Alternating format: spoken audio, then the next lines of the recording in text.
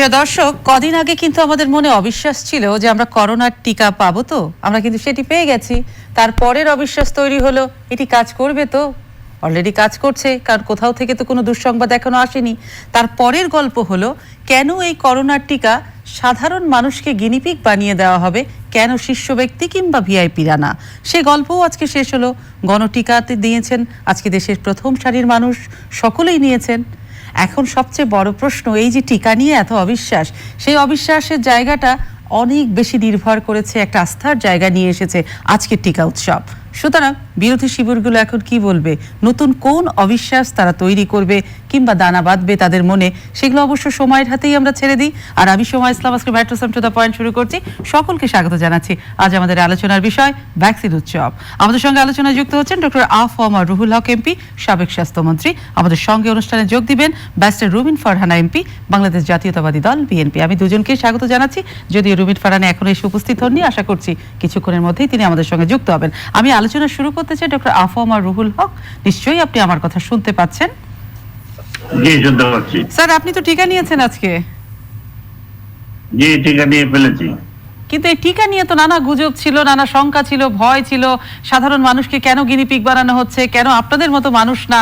নিশ্চয়ই আজকের মধ্য দিয়ে সেই অবিশ্বাস, সেই ধরনের দুরাশা কিংবা আস্থাহীনতার জায়গা কতখানি কাটলো স্যার আজকে? আমি মনে করি অতি শীঘ্রই এই কুয়াশা কেটে যাবে, এবং সেজন্য আমি যখন টিকা নিয়েছি আমি লাইভে ছিলাম। কুয়াশার জায়গা কোনটা, কুয়াশা কোনটাকে বলছেন স্যার? ওই যে কুয়াশা, মানে এই যে বিভিন্ন লোক কুয়াশা তৈরি করে মার্কেটে ছাড়ছে, ফেসবুকে ছাড়ছে, বিভিন্ন মিডিয়ায় ছাড়ছে, এইসব জিনিসপত্র আসলে তো কিছুই না। কারণ আমি যে টিকা নিয়েছি, আমি প্রোপাগান্ডার জন্য বলছি না।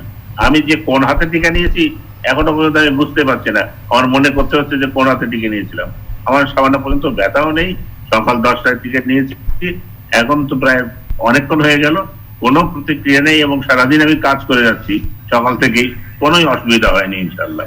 সুতরাং আমার মনে হয় এরকম কোনো অসুবিধা হবে বলে মনে হয় না। এবং আমি টিকা নিয়েছি আমার সেই দূর দূরান্ত, আমার একেবারে কালীগঞ্জ সাতক্ষীরার একেবারে সুন্দর রোডের পাশে, সেখানে সেই উপজেলার হেলথ কমপ্লেক্সে, এবং সেখানে আমি তদারকিও করেছি যে তার সম্পূর্ণ জিনিসগুলো টেম্পারেচার ঠিক আছে কিনা, বহন পদ্ধতি ঠিক আছে কিনা, যারা টিকা দিচ্ছেন তারা ওয়েল ট্রেন্ড কিনা, এবং প্রত্যেকটি জায়গায় সত্যি সত্যি I am very happy to see that everything is well maintain.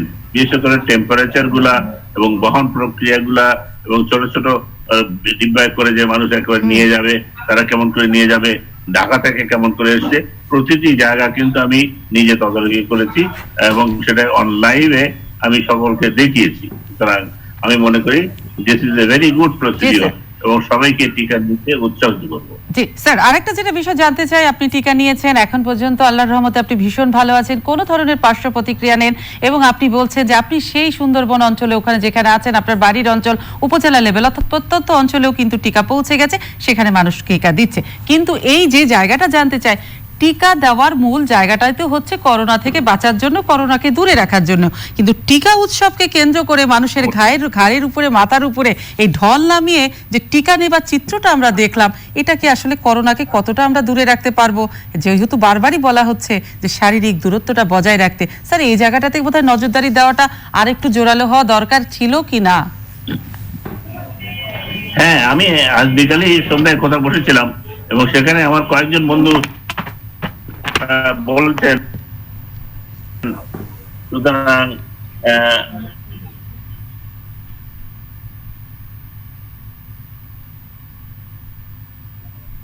আমি তাদেরকে বলছিলাম যে আপনাকে মাস্ক পরতে হবে এবং টিকাও নিতে হবে। আপনি শুনতে পাচ্ছেন? আপনি আমি স্যার একদম স্পষ্ট শুনতে পাচ্ছি স্যার, আপনি বলে যান, আমি শুনতে পাচ্ছি স্যার।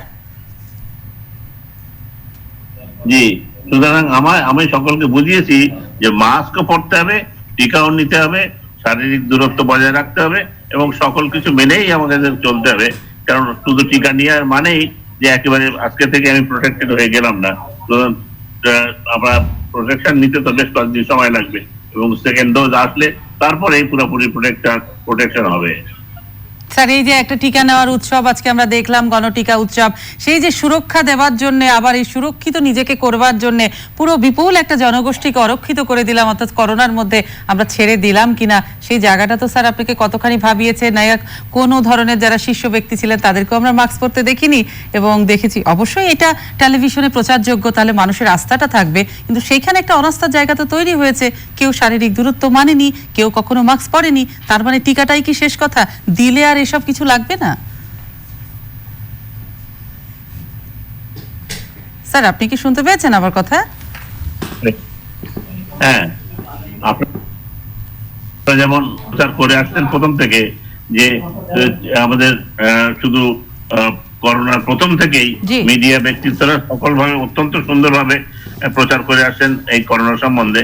এখনো এগুলো আমাদের প্রচার করতে হবে যে শুধু টিকা নিলেই চলবে না, টিকার সাথে আমাদের যে হেলথ প্রসিডিওর গুলা, যে মাস্ক পরা, শারীরিক দূরত্ব বজায় রাখা, হাত ধোয়া ইত্যাদি গুলো আমাদের বজায় রেখে যেতে হবে। এই কারণে যে আমাকে প্রোটেক্টেড হলেও I can B A career, আমি টিকা নেওয়ার পরেও কিন্তু আই ক্যান বি ক্যারিয়ার, এবং ক্যারিয়ার হলেও কিন্তু আমি অন্যজনের কাছে ছড়িয়ে দেবো, অন্য লোকের কাছে ছড়িয়ে যাবে।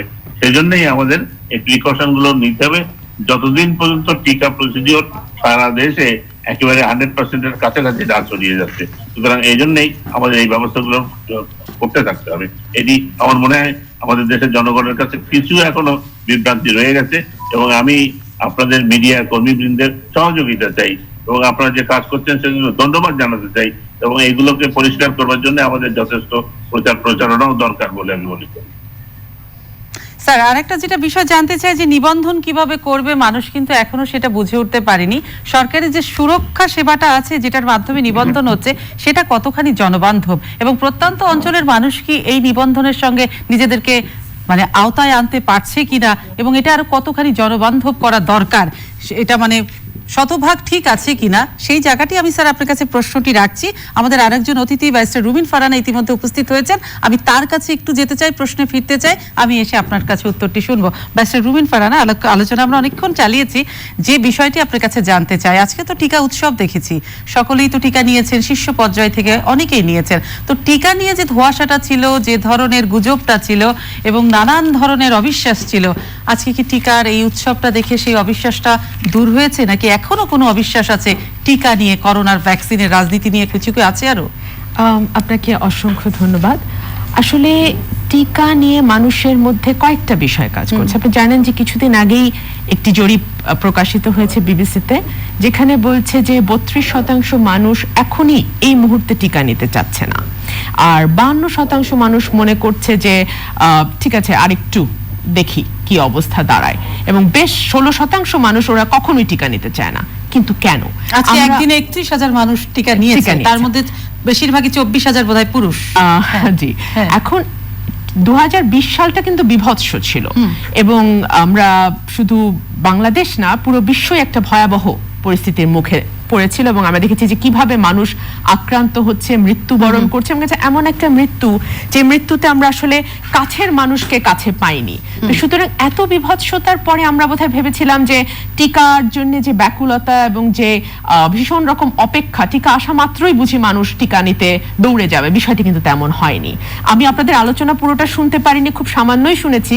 সেখানে আমি যেটা লক্ষ্য করলাম, দৌড়ে যেতে না পারার কারণ কি আপনারা নিজেদেরকে দোষারোপ করবেন? এই যে টিকা নিয়ে গুজব, পরনিন্দা, অবিশ্বাস, আস্থা, বিএনপি কিংবা নানান ধরনের বিরোধী পক্ষের মতামত, এটাই কি একজনের জনগণকে একটা ভীত সঞ্চার করেছে কিনা টিকার ব্যাপারে? বিষয়টা একটু অন্যভাবে বলি। আমি যদি বলি যে করোনার শুরু থেকে সরকারের মধ্যে যে অব্যবস্থাপনা আমরা দেখেছি, সরকারের যে ব্যর্থতা আমরা দেখেছি, সরকারের যে অবিশ্বস্ততা তথ্যের ক্ষেত্রে আমরা দেখেছি, সেই জায়গাগুলোতে মানুষের এক ধরনের ভীতি তৈরি হয়েছে যে এই সরকার যে কিনা করোনা আসবার আগেই বলেছিল আমরা করোনার চেয়ে শক্তিশালী, আমরা বিশ্বের যে কোনো দেশের চেয়ে অনেক বেশি প্রস্তুত, করোনা সর্দি কাশির চেয়ে মারাত্মক কোনো অসুখ নয়, সেই সরকারটি যখন বাংলাদেশে মার্চ মাসে প্রথম করোনা আসলো 2020 সালে, আমরা দেখলাম যে আমাদের মাস্ক নেই, আমাদের পিপিই নেই, আমাদের চিকিৎসা সরঞ্জাম নেই, হাসপাতালে বেডের অভাব। আপনারা নিশ্চয়ই মনে আছে গণমাধ্যমে কিভাবে সেই ছবিগুলো এসছে, যে সন্তান বাবার জন্য অক্সিজেন সিলিন্ডার ঠেলছে, মায়ের জন্য ঠেলছে, মানে না পাওয়া যাচ্ছে কোনো সেবা করবার মানুষ, না পাওয়া যাচ্ছে প্রপার ডাক্তার, অর্থাৎ চতুর্দিকে একটা অব্যবস্থাপনা, এমনকি আমাদের যে বন্দরগুলো, বিমানবন্দর বা স্থলবন্দর, সেগুলোতে থার্মাল স্ক্যানার পর্যন্ত নষ্ট ছিল। আমরা মানুষকে আইসোলেট করার কথা বলেছি, কিন্তু আইসোলেশনে নিতে পারিনি বিদেশ থেকে আসা মানুষদের, এবং পুরো মাস লেভেলে আমরা ছড়িয়ে না দিচ্ছি। পাওয়ার মধ্য থেকেও কি একটা অবিশ্বাস ছিল বাংলাদেশ টিকা পাবে কিনা? এটা তো আপনাদের বড় অবিশ্বাসের জায়গা ছিল, কিন্তু পেলো টিকা, সেটা একটা না সোমা, না এটা আমাদের অবিশ্বাস না, আমাকে বলতেই হচ্ছে। এটা সেরাম ইনস্টিটিউট থেকে বলা হয়েছিল যে ভারতের বাইরে এই মুহূর্তে টিকা দেওয়ার কোনো পরিকল্পনা তাদের নেই। তারপরে আমরা যেটা দেখলাম, টিকা নিয়ে কয়েকটা বিষয় অত্যন্ত গুরুত্বপূর্ণ। এক হচ্ছে যে টিকার প্রায়োরিটি লিস্টে আমরা কাদেরকে রেখেছি, এক। দুই হচ্ছে কোন মূল্যে আমরা টিকাটি পাচ্ছি, কোন দামে আমরা টিকাটি পাচ্ছি, এবং তিন হচ্ছে যে টিকাটি আমরা দেখছি যে আপনি বলছেন ভিআইপিরা নিচ্ছেন, ভিভিআইপিরা নিচ্ছেন। এটা আস্থা আনার জন্য, কারণ আস্থা আনার জন্য একটা বিতর্ক দাবি তৈরি হয়েছিল যে সাধারণ মানুষ কেন গিনিপিগ হবে, কেন ভিআইপিরা হচ্ছে না। আজকে সেই চিত্র আমরা দেখেছি। হ্যাঁ, এখন এই বিতর্কগুলো তো আসছে। এখন আমরা মাত্র শুরু, আজকে 7ই ফেব্রুয়ারি মাত্র শুরু, উদ্বোধন হলো। এর সামনে আসলে কি অপেক্ষা করছে, এটা কি যদি কাজ করে, এটা কি শুধুমাত্র ওই মন্ত্রী, এমপি, আমলা এবং আমাদের যে তালিকা, সেই তালিকা আমরা যদি ব্রিটেনের সাথে তুলনা করি, ব্রিটেনে বলা হচ্ছে প্রথমে পাবে যারা বৃদ্ধাশ্রমে থাকে এবং তাদেরকে যারা সেবা দেয় তারা, সেকেন্ড লাইনে পাবে হচ্ছে যারা 80 বছরের উপরে যাদের বয়স তারা, থার্ড ফেজে পাবে যাদের কোনো মারাত্মক অসুখ আছে, অসুখগুলো তারা স্পেসিফাই করে দিচ্ছে তারা, তারপরে হচ্ছে 75-এর উপরে যাদের বয়স, যাদের 70-এর উপরে, যাদের 60-এর উপরে, তারপরে আবার 16 থেকে 65 পর্যন্ত যাদের নানান রকম অসুখ আছে তারা, এরপরে আসছে বয়স অনুযায়ী, অর্থাৎ বয়সের ভিত্তিতে এবং ভালনারেবিলিটির ভিত্তিতে তারা টিকা কারা পাবে না পাবে তার অগ্রাধিকার ক্রম তৈরি করছে। বাংলাদেশের দিকে একটু লক্ষ্য করেন, ফ্রন্টলাইনার বলে তারা কাদেরকে আনছে। ফ্রন্টলাইনারের মধ্যে তারা নিয়ে আসতেছে সেনাবাহিনীর লোক, তারা নিয়ে আসতেছে পুলিশ প্রশাসনের লোক, তারা নিয়ে আসতেছে আমলা যারা আছেন তারা, অর্থাৎ মানে গভর্নমেন্ট ক্যাডার সার্ভিসে যারা আছেন তারা নিয়ে আসতেছেন সংবাদ কর্মীদেরকে, তারা নিয়ে আসতেছেন সরকারের বিভিন্ন পর্যায়ে যারা চাকুরিরত তারা। অত্যন্ত আনফরচুনেট। ধরেন আমি একটা উদাহরণ দিই আপনাকে, যেই ট্রাফিক পুলিশটি ডিউটি করছেন রাস্তায়, তিনি কিন্তু করোনার কম ঝুঁকিতে আছেন যে ওই ব্যক্তির চেয়ে যিনি একজন দোকানে কাজ করছে, কারণ যে ট্রাফিক পুলিশ তিনি কিন্তু আলো হাওয়ার মধ্যে কাজ করছেন। এবং স্যার আছেন আজকে আমাদের সঙ্গে আলোচনায়, স্যার আমার চেয়েও ভালো জানেন, উনি অত্যন্ত প্রখ্যাত চিকিৎসক বাংলাদেশে, উনি আমার চেয়েও ভালো বলবেন যে যারা আলো হাওয়ার মধ্যে থাকে তাদের কিন্তু এই অসুখটি হবার সম্ভাবনা অনেক কম তাদের তুলনায় যারা বদ্ধ একটি জায়গায় কাজ করছে। সুতরাং আমাদের এই বিষয়ে কোনো আপত্তি নেই যে টিকাটি মন্ত্রীরা পাবে বা আমলারা পাবেন বা তথাকথিত 1 লক্ষ সামথিং জনপ্রতিনিধিরাও কিন্তু এই প্রায়োরিটির তালিকায় আছে। তো সুতরাং তারা পাবেন, সে ব্যাপারে আমাদের কোনো আপত্তি নেই। কিন্তু কথাটা হচ্ছে যে তারা যদি ভালনারেবল হয়ে থাকেন, তারা যদি বয়স্ক ব্যক্তি হয়ে থাকেন, তাদের যদি কোমরবিডিটি থেকে থাকে, তাহলে তারা নিশ্চয়ই পাবেন। কিন্তু একজন সুস্থ সবল 30, 35, 40, 45 বছরের একজন আমলা বা একজন সরকারি কর্মকর্তা কিংবা একজন জনপ্রতিনিধি তথাকথিত, তারা কেন টিকাটা পাবেন? কারণ দেখুন আমাদের টিকা নেবেন না, আমি নিচ্ছি না, আমি নিচ্ছি না, আমাকে আমি একদম লিখে দিয়েছি আমি নিচ্ছি না। আপনি জানেন আমাকে নিয়ে নানান রকম অপপ্রচার চলে। আমি হঠাৎ একদিন লক্ষ্য করলাম, যেদিন প্রথম টিকা আসলো 25 জন স্বাস্থ্যকর্মী টিকা নিয়েছে, একজন ডাক্তার ভদ্র মহিলার ছবি, তিনি টিকা নিচ্ছেন, তাকে আমি বলে চালানোর একটা নোংরা প্রচেষ্টা দেখলাম। তখন আমি দেখেছিলাম যে আমি এটাকে নিচ্ছি। আরেকটা বিষয়, কেন টিকা নিবে না, কোন অবিশ্বাস থেকে নাকি এটা রাজনৈতিক কৌশল থেকে নিবে না? আমি নিজেকে প্রায়োরিটি লিস্টের একজন মনে করি না। আমি আমার কোনো কোমরবিডিটি নাই, আলহামদুলিল্লাহ। আমার বয়স এমন না যে এই অসুখটি হলে আমি মৃত্যুবরণ করব বা আমার ভয়ঙ্কর রাজনৈতিক কৌশলের পার্ট না, যে বিএনপি বলে রুবিন ফারহানা নিবে না, একদম তা না। তবে আমি একটা বিষয় একটু যুক্ত করতেই চাই, সমাপ্তি যদি আমাকে সুযোগ দেন, যে এই অসুখ টিকা দেওয়ার মানে আমাদের যে লক্ষ্য সেটা হচ্ছে 70% মানুষকে টিকা দিয়ে দেওয়া, যাতে হার্ড ইমিউনিটি তৈরি হয়ে যায়। হার্ড ইমিউনিটি তৈরি হলে যারা ভালনারেবল আছে তারাও কিন্তু বেঁচে গেলেন, এই অসুখটা আর স্প্রেড করলো না, কমিউনিটিতে আর থাকলো না। আর সেকেন্ড হচ্ছে যারা ভালনারেবল আছে তাদেরকে দেয়া, তাদেরকে দিলে হবে কি তারা মৃত্যু ঝুঁকি থেকে বেঁচে যায়। তো এখন এই 70% মানুষকে, 17 কোটি মানুষের দেশে 70% মানুষকে যদি আপনি টিকার আওতায় আনতে চান, অর্থাৎ হার্ড ইমিউনিটিতে যেতে চান, আপনাকে 25 কোটি ডোজ টিকা লাগবে। এখন 25 কোটি ডোজ টিকা তো আসলে এই মুহূর্তে কোনোভাবেই পাওয়া সম্ভব না। সুতরাং এমন একটা অবস্থা আমাদের প্রায়োরিটি লিস্টে এভাবে সেট করা উচিত যেখানে বয়স্ক মানুষ, কোমরবিডিটি থাকা মানুষ এবং যারা ভালনারেবল, যারা মৃত্যু ঝুঁকিতে আছে এমন মানুষের জায়গা পায়। স্যারের কাছে যেতে চাই। স্যার, আপনি রুবিন ফারহানা সব কথাই শুনেছেন, যে জায়গাটাতে উনি বারবার জোর দিচ্ছেন যে ভিআইপিরা কেন টিকা পাচ্ছেন, প্রায়োরিটি লিস্টে তারা কারা, গণমানুষের কাছে আসলে টিকাটা পৌঁছাবে কিনা, এবং প্রায়োরিটি লিস্টে নিজে রুবিন ফারহানা থাকতে চান না বলে তিনি নিজে টিকা নেবেন না। স্যার, না, রবীন্দ্রনাথ অবশ্যই তার অথরিটি আছে বা তার লিবার্টি আছে, তিনি টিকা নেবেন কি নেবেন না, আমরা তো কাউকে টিকা জোর করে দিব না। তবে ভিআইপি লিস্ট বলে তেমন তো কোনো লিস্ট নেই। সরকার নির্ধারিত WHO থেকে প্রচারিত বিভিন্ন ক্রাইটেরিয়া, বিশেষ করে যারা ফ্রন্ট লাইনে কাজ করছে, সেটি পুলিশও হতে পারে, সরকারি কর্মচারী হতে পারে, আর্মি হতে পারে, অন্য লোক হতে পারে, ডাক্তার এবং প্যারামেডিক্স যারা করছে, তারাই তো টপ প্রায়োরিটি। উপরের বয়স সীমা থেকে প্রথমে 70 বা 80 করা হয়েছিল, এখন কিন্তু 70 বা 65 দিকে নিচে নামানো হয়ে গেছে, কেননা আমাদের অনেকগুলো টিকা এখন আমাদের কাছে আছে। এবং যে কথা বলছেন যে আমাদের তো এই বর্তমান টিকা তো প্রতি মাসে 50 লক্ষ করে আসবে, সুতরাং আমরা সেইভাবে যদি পেতে পারি তাহলে অনেকগুলো লোককে দিতে পারবো। এছাড়া কোভ্যাক্স থেকে বা গ্যাভি থেকে আমাদের কিন্তু আরো বেশ কয়েক কোটি টিকা আমাদের কাছে আসবে, সুতরাং আমরা অনেক মানুষকে টিকা দিতে পারবো। আমি যে কথা বলছিলাম যে আমি একেবারে গ্রামের মানুষকে, যেখানে এসছি একদম পাড়াগা, সেখানে কিন্তু মানুষ জড়ো হয়েছে এবং সেখানে টিকা দেওয়ার ব্যবস্থাপনা করছে। আপনি এর আগে যে প্রশ্নটি করেছিলেন যে এই অ্যাপস এর মাধ্যমে যে টেকনিক্যাল ডিফিকাল্টিটা আছে, এটি আমি অনেকের মধ্যে লক্ষ্য করেছি এবং এটি আমি আগেও বলেছি। টিকা নিবন্ধনটা কি করে করতে হবে, সুরক্ষা যে সেবাটা সেটাও আসলে মানুষ বুঝতে পারছে না, এটা কতখানি জনবান্ধব? যারা একটুখানি আইটি সম্বন্ধে একটুখানি জানেন তারা পারবেন, কিন্তু যারা পারবেন না তাদের জন্য গ্রামে আমাদের যে ইউনিয়ন পর্যায়ে, উপজেলা পর্যায়ে যে সকল কর্মী আছে, তাদের কাছে গেলেই তারা বেশ কয়েকটি কম্পিউটার নিয়ে বসে আছে, সেখানে গেলেই কিন্তু তারা করে দেবেন।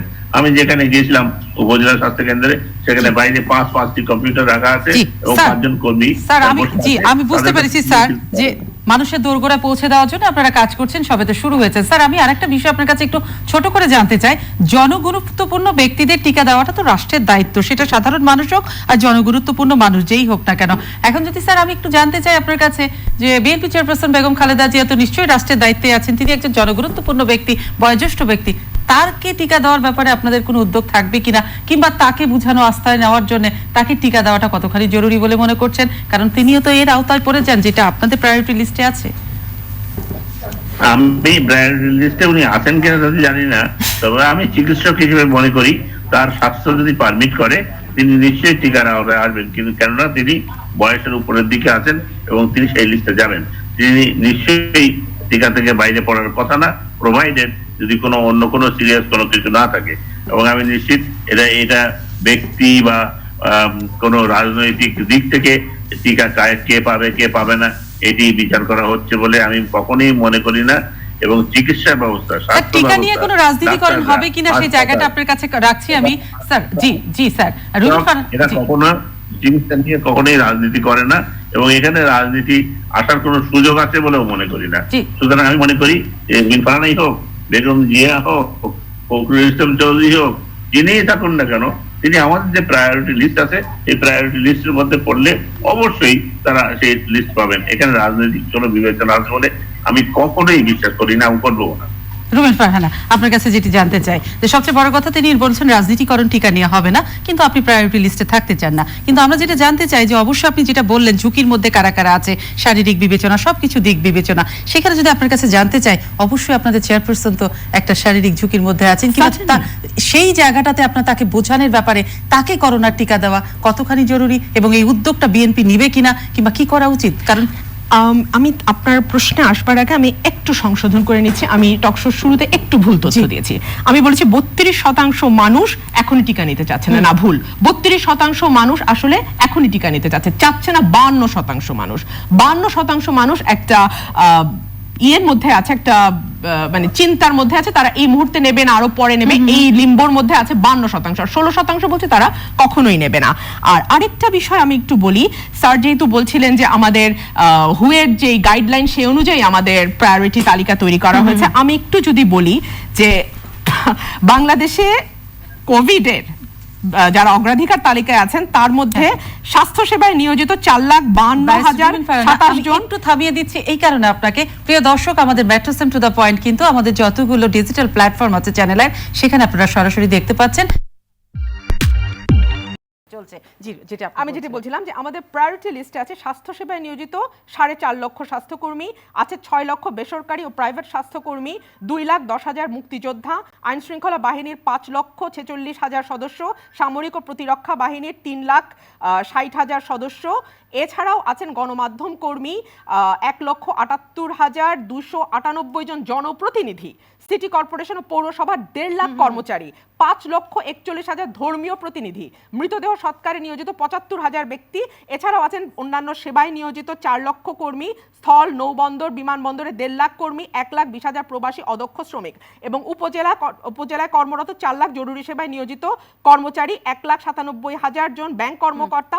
অর্থাৎ আপনি পুরো তালিকার মধ্যে কোথাও না পাবেন বয়সের হিসাব, না পাবেন কোমরবিডিটি যারা আছে অর্থাৎ অসুস্থ ব্যক্তি তারা, না পাবেন এমন ভালনারেবল সিচুয়েশনে আছে যাদের কোভিড হলে তাদের মৃত্যু ঝুঁকি তৈরি হয়। এখানেই হচ্ছে দুঃখজনক একটি পরিস্থিতি। আমি ব্রিটেনেরটা আগের সেগমেন্টে বলেছিলাম যেখানে আমি দেখিয়েছি যে তারা বয়সের হিসাবে ভাগ করেছে, অসুস্থতার হিসাবে ভাগ করেছে, আর বাংলাদেশ ভাগ করেছে এই হিসাবে যে সরকারি কর্মকর্তা কর্মচারী, আইন শৃঙ্খলা রক্ষাকারী বাহিনী, প্রতিরক্ষা বাহিনী, বিভিন্ন সেবায় নিয়োজিত, অর্থাৎ যারা সরকারি কর্মকর্তা কর্মচারী এবং সরকারের সঙ্গে কোনো না কোনোভাবে যুক্ত, এবং আরো প্রিসাইসলি বলতে গেলে বলতে হয় যারা সরকারকে এই বিনা ভোটে ক্ষমতায় টিকিয়ে রেখেছে। তো রাজনীতিকরণ যে নাই সোমা, এটা তো আমি বলতে পারি না রাজনীতিকরণ নাই। একই সঙ্গে আমাকে আরেকটা কথা বলতেই হচ্ছে, আপনি টিকার মূল্যের ব্যাপারে আসেন। টিকা হচ্ছে এখন বিশ্বে এমন একটা বস্তু, করোনার টিকা, যে এটা মানুষের জীবন রক্ষার সঙ্গে এত ওতপ্রোতভাবে জড়িত যে যারা টিকা উদ্ভাবন করেছে এবং যারা এটা প্রয়োগ করছে তারা কিন্তু কেউ ব্যবসায়িক স্বার্থে এই মুহূর্তে অন্তত করছে না, এবং তারা যে টিকার ফর্মুলাটা এক দেশ আরেক দেশকে দিচ্ছে, যেমন অক্সফোর্ডের অ্যাস্ট্রাজেনেকা তারা যে সেরামকে দিচ্ছে তারা কিন্তু বিনামূল্যে দিচ্ছে, এবং সেরাম যখন টিকা উৎপাদন করে ভারতে বিক্রি করছে, ভারতে কিন্তু সেরাম ভারত সরকারকে দিচ্ছে $2 মূল্যে, $2 বা $2.72 দিচ্ছে পার টিকা। বাংলাদেশ যখন সেই টিকাটি ভারত থেকে কিনছে তখন বাংলাদেশের ভাগে পড়ছে $4। কেন $4 সোমা? বিকজ এখানে বেক্সিমকো নামের একটি কোম্পানি জড়িত হয়ে গেছে। মজার ব্যাপার হচ্ছে সরকার G2G পদ্ধতিতে সেরামের সঙ্গে ডিরেক্ট কন্ট্রাক্ট করতে পারতো, সেটা না করে অগাস্ট মাসে, অর্থাৎ যখন করোনা পরিস্থিতি অলরেডি খারাপ হয়েছে, টিকা আসবে, বাংলাদেশ ভারত থেকে টিকা নেবে, সেরাম থেকে টিকা নেবে, সব যখন ঠিক হয়ে গেল তখন অগাস্ট মাসে ফুরুত করে এই বেক্সিমকো ফার্মাসিউটিক্যালস চুক্তি করলো সেরামের সাথে যে বেক্সিমকোকে সুপারসিড করে বাংলাদেশ সরকার টিকা নিতে পারবে না। অর্থাৎ সরকারের পূর্ণ সমর্থন না থাকলে, আপনারা জানেন বেক্সিমকোর ক্ষমতা কি, আপনারা জানেন বেক্সিমকোর মালিককে, আপনারা জানেন বেক্সিমকো কতটুকু ক্ষমতাশীল বাংলাদেশে। সেই বেক্সিমকো যখন ভিতরে ঢুকে গেল তখন $2.72 টিকা বাংলাদেশকে কিনতে হচ্ছে 47% বেশি দামে, $4 করে, এবং এই বাবদ বাংলাদেশকে পে করতে হচ্ছে $1,020 কোটি। 1,020 কোটি টাকার যখন বাংলাদেশ পে করছে, এই যে 47% বেশি দাম, সেটা হচ্ছে 326 কোটি টাকা। এই সরকারের এই টিকা কেনা বাবদ বেক্সিমকো লাভ করে নিল 326 কোটি টাকা। এরপরে আসেন, বেক্সিমকো কিন্তু পরিষ্কার বলেছে, কোনো লুকাছাপা করে নাই বেক্সিমকো। বেক্সিমকো বলেছে আমরা ব্যবসার স্বার্থে এখানে যুক্ত হয়েছি, এবং বেক্সিমকো ব্যবসা করবে। যেখানে ভারতে যখন প্রাইভেটলি টিকা দেওয়া শুরু করবে তখন এক একটা টিকার দাম পড়বে $6 থেকে $8, আর বাংলাদেশে সেই টিকা বেক্সিমকো বিক্রি করবে $13.something, অর্থাৎ 40%। এইখানেও ভারতের চেয়ে 40% বেশি দামে প্রাইভেট পর্যায়ে যারা টিকা নিতে চাচ্ছে বা টিকা কিনতে চাচ্ছে তাদের বেক্সিমকোকে এই টাকাটা দিতে হবে। অর্থাৎ দেখেন, এই করোনার মধ্যে মাস্ক, পিপিই, করোনার রিপোর্ট কেলেঙ্কারি, দুর্নীতি, করোনাকে নিয়ে যে হাজার কোটি টাকার বাণিজ্যই সরকার করেছে সেটা তো আমরা একপাশে সরিয়েই রাখি। এখন এই যে টিকা, এই টিকা নিয়েও সরকার বাণিজ্য করার লোভ ছাড়তে পারছে না। এই টিকা নিয়েও সরকার তার একদম মানে প্রধানমন্ত্রীর উপদেষ্টার যে কোম্পানি, সেই কোম্পানি সরকারি পর্যায়ে যখন এই টিকা দিচ্ছে তখন 47% বেশি, এবং বেসরকারি পর্যায়ে যখন তারা বিক্রি করছে মানুষের কাছে তখন 40% বেশি দামে। দুটো বিষয় আপনি উঠিয়েছেন, সেটা নিয়েছি, কিন্তু আমি একটা বিষয় জানতে চেয়েছি।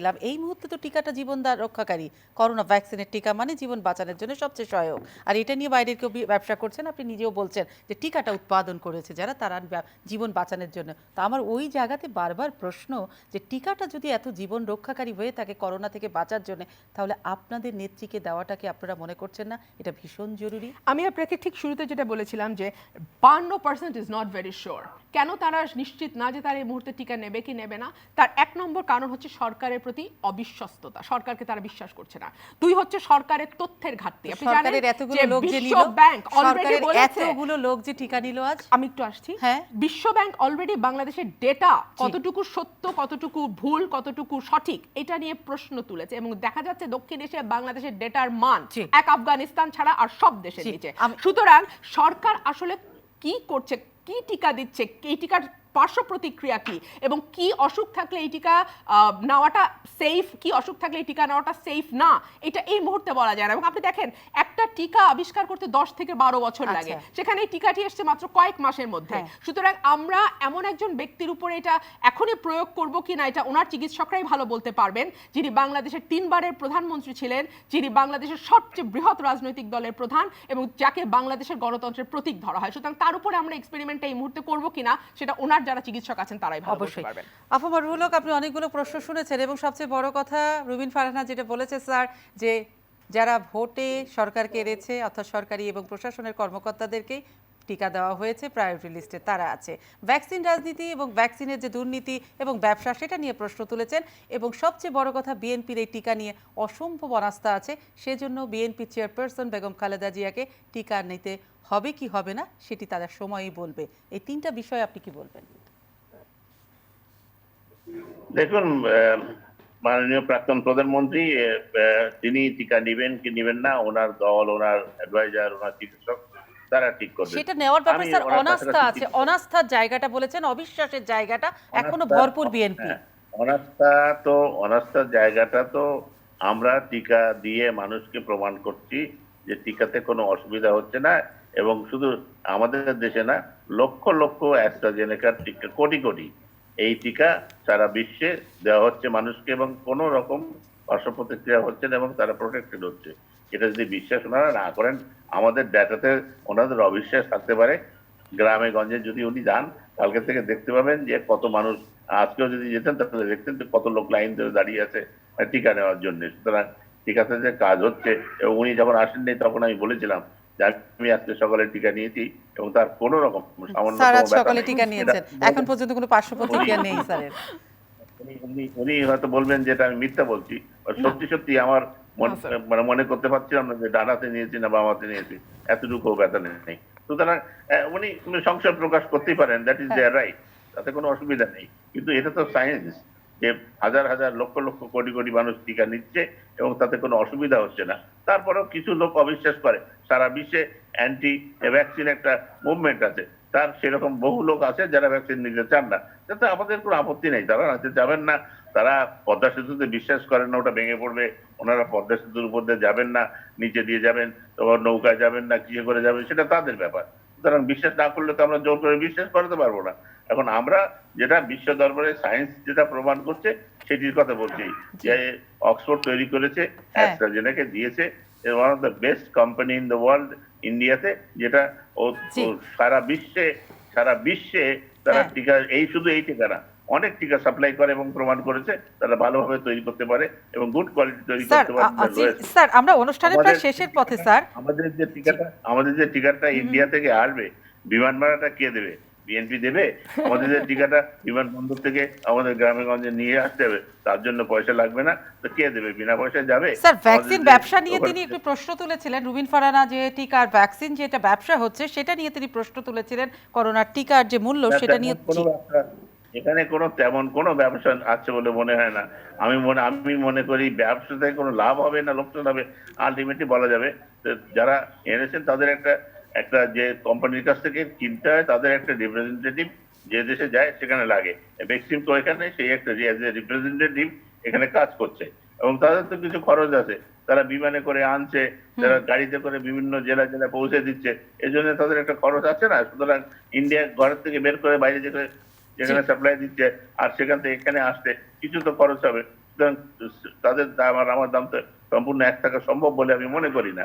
আমি মনে করি যে উনি তর্কের খাতিরে, মানে বিরোধিতার খাতিরে অত্যন্ত good speaker, very good lawyer and very good speaker, উনি সুন্দরভাবে প্রেজেন্ট করতে পারেন অনেক কিছু। সুতরাং তিনি করবেন, ওনার কথা বিশ্বাস করবেন না, আমাদের কথা বিশ্বাস করবে, এটা মানুষ দেখবে যে টিকা নিয়ে ভালো হচ্ছে কিনা, টিকাতে কাজ হয় কিনা, দিস উইল প্রুভ ইটসেলফ। সুতরাং আমাদের জোর করে কাউকে দিতে হবে আমি মনে করি না। জি স্যার, আরেকটা বিষয় যেটা আপনার কাছে আমি একটু জানতে চাই শেষে এসে, যে আমেরিকা কিন্তু বলছে যে সমস্ত রোগীরা কিংবা যারা টিকা কেন্দ্রে এসে টিকা নিতে পারছে না তাদেরকে কিন্তু ডাক্তাররা তো চিকিৎসকরা বাড়ি বাড়ি গিয়ে এতেই টিকা দেওয়ার ব্যবস্থা আমেরিকা করতে যাচ্ছে। এবং সবচেয়ে বড় কথা, যে চিকিৎসকরা বাড়ি বাড়ি যে টিকাটা দেবে তাদেরকে কিন্তু একটা সম্মানী ভাতা রাখা হয়েছে। তো আমাদের তো প্রক্রিয়াটা শুরু হলো, আমাদের প্রত্যন্ত অঞ্চলে এবং শহর ভিত্তিক যে আরবান এলাকাতে অনেক লোক কিন্তু আছে যারা নিতে আসতে পারবে না টিকা কেন্দ্রে। এই ব্যাপারটার উপরে আপনারা গুরুত্ব কি দিচ্ছেন যে বাড়ি বাড়ি গিয়ে টিকাটা দেওয়ার? এই ব্যাপারটা সামনে আসলে অবশ্যই আমাদেরকে চিন্তা করতে হবে। স্যার, সামনে আর আসার তো আমেরিকা, দরকার নেই, এরকম ইউরোপ- তো ঘটনা আছে, এমন তো মানুষ আছে যারা আমার মাই তো শারীরিক- যেতে পারবেন না। জি না ঠিক আছে, আপনার মা যেতে না পারলে আপনি স্বাস্থ্য মন্ত্রণালয়কে জানান, তারা যদি দিতে অস্বীকার করে আমাকে জানান, আমি আপনার মায়ের যে টিকা দিয়ে আসবো, আমি টিকা দিতে জানি। সুতরাং এটা কোনো ব্যাপার না স্যার, যে আমি আপনি তো স্বাস্থ্য প্রিভিলেজড মন্ত্রণালয়কে অবস্থায় জানান। আছি, আপনার সাথে আমি কথা বলতে পারছি, কিন্তু এরকম হাজার হাজার মা আছেন যারা হয়তো আপনার পর্যন্ত পৌঁছতে পারবেন না, তাদের কি হবে? না না না, আপনি আপনি বিশ্বাস করুন, আমাদের বাড়িতে টিকাদান যারা টিকা দেয় তারা তো গ্রামে গঞ্জে টিকা দিয়ে থাকেন, একেবারে এক ঘর থেকে ও ঘর, ও ঘর থেকে ও ঘর, পাড়ায় পাড়ায় যে টিকা দেয়। আপনি কি সেটা জানেন? তা যদি জেনে থাকেন তাহলে আপনার কোনো অসুবিধা হবে না। দয়া করে গ্রামে গঞ্জে আমাদের যারা টিকা কেন্দ্র আছে সেগুলো 2-4টি দেখেন, তাহলে আপনার এই মানে এই দুরভিসন্ধি দূর হয়ে যাবে, আপনার সন্দেহ দূর হয়ে যাবে। এরা এক গ্রামের মধ্যে বহু জায়গায় বসে এবং আগের দিন যে বলে আসে যে আমি এইখানে আসবো, তারপরেও যে যেমন বলছেন যে সে একেবারে বাড়ি থেকে বেরিয়ে হতে পারবে না, তার টিকা দরকার, আমি নিশ্চিত 100 ভাগ না 200 ভাগ নিশ্চিত আমাদের টিকা যারা টিকা দেয় তারা সেখানে তাদেরকে টিকা দিতে যেতে পারবে এবং নিশ্চয়ই দেবে সেরকম যদি প্রয়োজন হয়। টিকা নিয়ে কোনো দুর্নীতি হবে না, সব প্রত্যন্ত জায়গায় টিকা পৌঁছে যাবে। তর্কের খাতিরে বিএনপি তর্ক করছে, বিমান ভাড়া কি বিএনপি দেবে? খুব সত্য কথা। দেখুন, যেই সরকার 10 লক্ষে টেস্ট করেছে মাত্র 21,000, ঘরের পাশে ভারত টেস্ট করেছে 1,36,000, নেপাল টেস্ট করেছে 67,000, পাকিস্তান 33,000, এই সরকারের বাংলাদেশে আসলে কি অবস্থা করোনার, সেটার তো একটা বড় প্রশ্ন।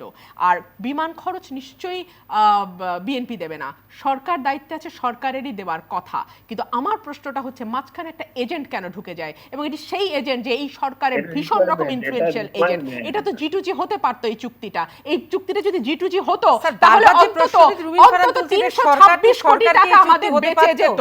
326 কোটি টাকা সময় আমাদের ডিরেক্টলি বেঁচে যেত। স্যার, সরকার টু সরকার কি এই এগ্রিমেন্ট হতে পারতো, যেটা বারবার তিনি প্রশ্ন না, এটা তুলছেন? যেহেতু এক কান্ট্রি থেকে আরেক কান্ট্রি, একটা কোম্পানি থেকে আরেক কোম্পানি যখন অন্য দেশে জিনিসপত্র পাঠায় তার একটা এজেন্ট লাগে, এই এজেন্ট হিসেবে কাজ করছে বেক্সিমকো। স্যার, ব্রাজিল কিন্তু ডিরেক্টলি করছে, তারা কিন্তু ডিরেক্ট টিকা নিচ্ছে, পৃথিবীর বেশ কিছু দেশ কিন্তু ডিরেক্ট টিকা নিচ্ছে। আর এমন না যে আজীবন সেরাম আর বেক্সিমকোর একটা চুক্তি ছিল। বেক্সিমকো কিন্তু যখন সরকার সিদ্ধান্ত নিল যে তারা সেরাম থেকে টিকা নেবে, তখন হঠাৎ করে অগস্ট মাসে বেক্সিমকো চুক্তি করে ফেললো সেরামের সাথে। সুতরাং অনন্তকাল থেকে কিন্তু সেরাম আর বেক্সিমকোর মধ্যে এই চুক্তি ছিল না। আর স্যার, আপনি যে কথাটি বলছেন আমি সম্পূর্ণ একমত, বাংলাদেশের টিকাদান কর্মসূচি আবহমান কাল থেকে আছে। সুতরাং এজন্য আমাদের আর কোনো ইনস্টিটিউট বা আর কোনো বিজনেস অর্গানাইজেশনের সাহায্য নেওয়ার প্রয়োজন ছিল বলে আমি মনে করি না। সরকারই যথেষ্ট সক্ষম ছিল এই টিকার পুরো ম্যানেজমেন্টের জন্য। কিন্তু যে বিষয়টা আচ্ছা জানতে ভাই, দুটো জিনিসকে আলাদা আলাদা করে দেখতে হবে। একটা হচ্ছে টিকা দান পদ্ধতি আর টিকা সংগ্রহ পদ্ধতি। আপনি সংগ্রহ পদ্ধতির সাথে কথা বলছেন আর টিকা ডেলিভারির সাথে কথা বলছেন, দুটো সম্পূর্ণ আলাদা।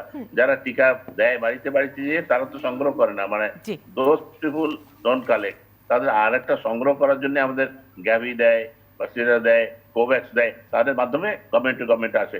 এখানে আমরা একটা কোম্পানি থেকে আর একটা কোম্পানি যখন অন্য দেশে টিকা এক্সপোর্ট করে, যে কোনো জিনিস যখন এক্সপোর্ট করে তাদের একটা এজেন্ট লাগে, এবং এখানে Beximco is acting as agent. এবং এখানে এত বেশি প্রাইস কোথাও কিছু হয় নাই, এসব ভয় পাওয়ার কোনো কারণ আছে বলে মনে করি না।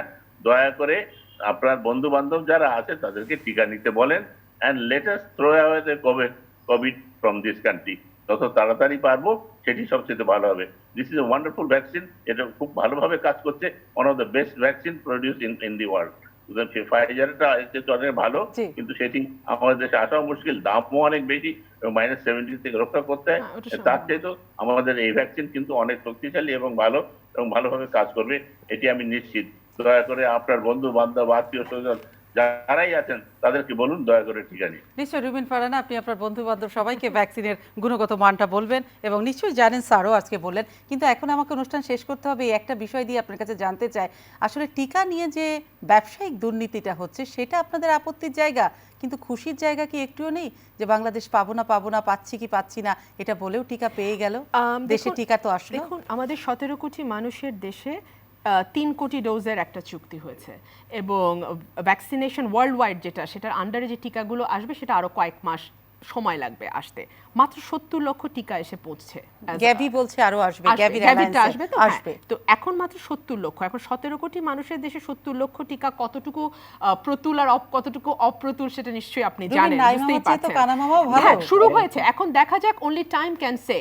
আজকে মাত্র শুরু হলো টিকাদান কর্মসূচি। আমরা বিভিন্ন সরকারের উচ্চ পর্যায়ের মন্ত্রীবর্গকে দেখলাম টিকা নিতে এবং প্রত্যেকের যে ভীত সন্ত্রস্ত মুখ আমরা দেখেছি সামাজিক যোগাযোগ মাধ্যমে, মানে ওনাদের মুখে আসলে আমার নিজেরই ভয় লেগেছে। আমাদের বিশেষ করে আমি আর মন্ত্রীদের নাম বলতে চাচ্ছি না, আপনারা সবাই দেখেছেন সামাজিক যোগাযোগ মাধ্যমে ভাইরাল হয়েছে ওনাদের ছবি, এবং এক একজন মন্ত্রী এবং সাংসদের পেছনে তাদের যে লট বহর, একেবারে বিশাল বহর নিয়ে তারা গেছেন টিকা দিতে। অর্থাৎ কেউই যে খুব একেবারে নিঃশঙ্ক চিত্তে টিকা দিচ্ছেন বিষয়টা বোধহয় তেমন নয়। টিকা নিয়েছেন, কোন হাতে দিয়েছেন সেটাও ওনার মাথায় নেই, এবং স্যার লাইভে কথা বলছেন এবং আল্লাহর রহমতে উনি ভীষণ সুস্থ আছেন। ঠিক আছে, না অফকোর্স, কিন্তু আমাদের যে ছবিগুলো দেখেছি আমরা, সেগুলোতে আমরা একটু ভয়ভীতি পাওয়াটা অস্বাভাবিক কিছু নয়ও। আমি বলছি যে একটা টিকা আসতে যেখানে 12 থেকে 13 বছর লাগে, সেখানে একটা কয়েক মাসের মধ্যে একটা টিকা চলে আসলো, সেটা দেওয়ার পরে আসলে আমার কি অবস্থা দাঁড়াবে সেই ভয় থাকতেই পারে। আর আপনি যে প্রশ্নটি করেছেন, স্যারও আমাকে যে কথাটি বললেন, আমার বন্ধু বান্ধবকে বলে না, আমার বন্ধু বান্ধবকে আমি এখন বলবো না, কারণ যে মাত্র 70 লক্ষ টিকা আছে তার প্রধান হকদার হচ্ছেন যাদের বয়স 80-র উপরে, যারা বিভিন্ন রকম অসুস্থতায় ভুগছেন। এবং এখানে দুটো অসুখের নামে আমি স্পেসিফিক্যালি মেনশনই করতে চাই, একটা হচ্ছে যক্ষা, একটা হচ্ছে ক্যান্সার, আর একটা হচ্ছে অঙ্গ প্রতিস্থাপন। এই তিনটা অসুখ, এই তিনটা অসুখে যারা আছেন তারা কিন্তু ভীষণ রকম ঝুঁকিতে আছেন, মানে করোনা ভাইরাস যদি হয় তাদের বাঁচবার সম্ভাবনা অনেক কম। সুতরাং তারা আগে পাবার পরে, অ্যাটলিস্ট 60 অ্যাবভ যারা তাদের বয়স, তারা পাবার পরে আমরা আমাদের কথা বিবেচনা করবো। আমি মনে করি যে 3 কোটি টিকা ততক্ষণে এক্সস্ট হয়ে যাবে, পরের লটে যখন আসবে তখন হয়তো আমরা একদম অনুষ্ঠান শেষ করবো। একটা খুব মানে আমার কাছে মনে হতে পারে এটা হয়তো একটা বাচ্চা সুলভ প্রশ্ন, একটা সময় কিন্তু বিএনপি নির্বাচনে না এসে পিছিয়ে পড়েছিল, তো বিএনপিতে অনেক বয়োজ্যেষ্ঠ মানুষ আছে যাদের 60 থেকে 65, তারা যদি বিএনপি টিকা না নেয় তাহলে বিএনপি কে টিকা না নিয়েও পিছিয়ে পড়তে পারে না। এখন কে টিকা নেবেন কে নেবেন এটা তো একেবারেই তার ব্যক্তিগত ইচ্ছা, এবং তার চিকিৎসকরা তাকে কি পরামর্শ দিচ্ছেন তার উপর নির্ভর করে সময়টা। আসলে আমার মনে হয় না এটা পলিটিক্যাল কোনো আলাপ এই মুহূর্তে। ঠিক আছে, তো আমরা পলিটিক্যাল আলাপে আর নাই বাজাই। স্যার নিশ্চয়ই আপনি কিছু শেষে কি কিছু বলতে চান স্যার?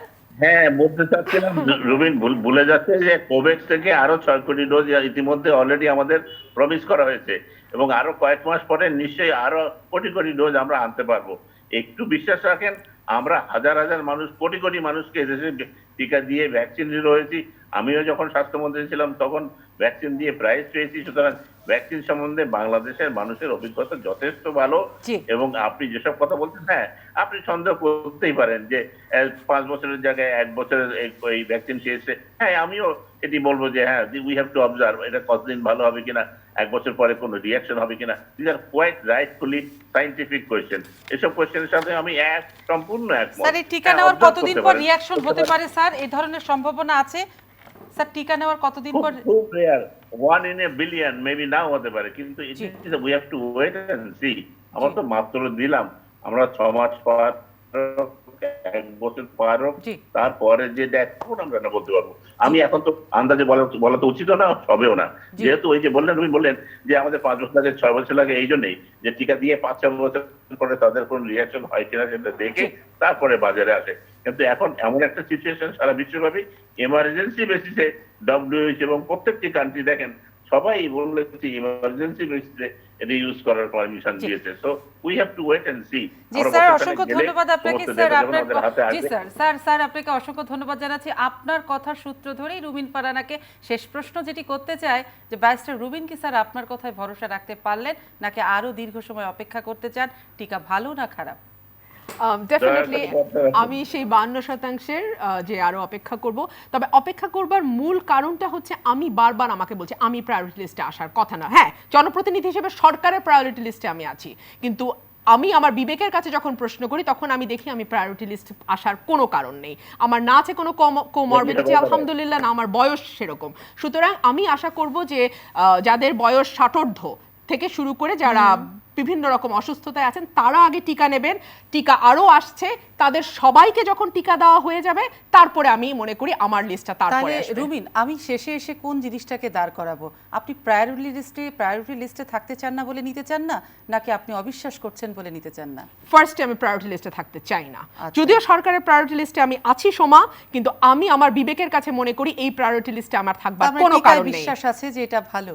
টিকায় আমি বলছি এটা সেকেন্ড। হ্যাঁ। ফার্স্ট রিজন যদি বলেন আমি প্রায়োরিটি লিস্টে আসি না। সেকেন্ড হচ্ছে এই টিকা আরো কিছুদিন না গেলে আমার মনে হয় না যে কোনো মানে সচেতন মানুষ এই টিকার ব্যাপারে খুব একটা আস্থা রাখতে পারে। যে মানুষগুলো আজ Only নিলেন, time দেখুন আমরা তারা কি সচেতন ছিলেন না? না? আমি তো আপনাকে বলছি যারা নিয়েছেন তারা বাধ্য বিভিন্ন হয়ে নিয়েছেন? একরকম, তাই আমাকে আসলে যদি বলতে হয় তাহলে সেভাবেই বলতে হয়। নানান রকম প্রেশার তাদের উপরে আছে। অন্তত তাদের মুখের যে এক্সপ্রেশন আমি দেখেছি ছবিতে, তাতে প্রেশারই মনে হয়েছে আমার কাছে, এবং তাদের সাহস দেওয়ার জন্য অসংখ্য মানুষকে তাদের পাশে দাঁড়াতে হয়েছে। এবং সেটাতে বোধহয় করোনা ভাইরাস আরেকখানি বেড়ে গেছে। কে জানে। আমার লাইভ ভিডিও, জি স্যার, আমার লাইভ ভিডিও অনলাইন আছে। আমার স্পেসিফিক আমার ফেসের কোনো পরিবর্তন আছে দেখতে পাবেন, দয়া করে। স্যার, আপনি চিন্তা করার কোনো জি কারণ স্যার, নেই। অসংখ্য ধন্যবাদ জানাচ্ছি স্যার, আপনি এত দূর থেকে যুক্ত ধন্যবাদ। হয়েছিলেন আমাদের সঙ্গে, এবং আপনি নিজে টিকা নিয়েছেন। আপনি সুস্থ থাকেন, ভালো থাকেন, এবং প্রত্যন্ত অঞ্চলের মানুষের হাতে দোরগোড়ায় যেন টিকা পৌঁছে যায় সেই প্রত্যাশা তো আমরা সকলেই করতে পারি। এবং যেটি রুবিন ফারহানা বলছিলেন যে এই টিকার প্রায়োরিটি লিস্টে যেন শুধু বিশেষ গুরুত্বপূর্ণ ব্যক্তিরাই না থাকে, যাদের প্রয়োজন টিকা, অর্থাৎ যারা ফ্রন্ট লাইনার, তারা যেন সঠিকভাবে এই টিকাটা পান। ব্যারিস্টার রুবিন ফারহানা, আপনাকে অসংখ্য ধন্যবাদ জানাচ্ছি। আর দর্শক, শুভরাত্রি আপনাদের।